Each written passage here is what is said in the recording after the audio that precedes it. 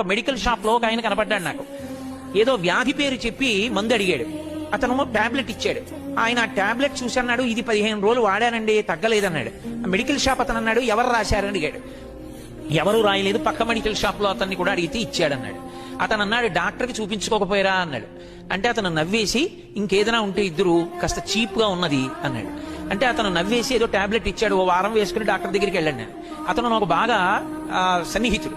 నేను మెట్లు దిగిపోయాక అడిగా, ఏమయ్యా డాక్టర్ దగ్గరికి వెళ్లకుండా ఇలా ఎందుకు వాడుతున్నావు మెడికల్ షాపుల్లో అని.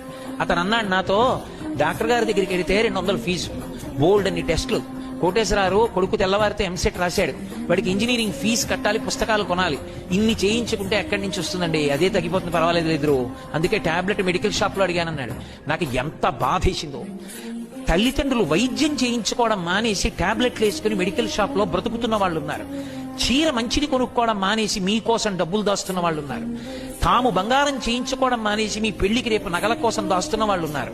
అటువంటి అమ్మని నాన్నని మోసం చేయడం, అమ్మా నాన్న చెప్పినట్టు బ్రతకకపోవడం కృతజ్ఞత. అందుకని కనీసంలో కనీసం ఎప్పుడైనా ఒక తప్పు ఆలోచన వస్తే మీ అమ్మగారిని నాన్నగారిని జ్ఞాపకం తెచ్చుకోండి. వాళ్ళు మిమ్మల్ని చూసి సంతోషించేలా మనం సంస్కారంతో బ్రతకాలి అని జ్ఞాపకం ఉంచుకోండి. ఈ దేశానికి గౌరవం తేగలిగిన వాళ్ళు మీరే.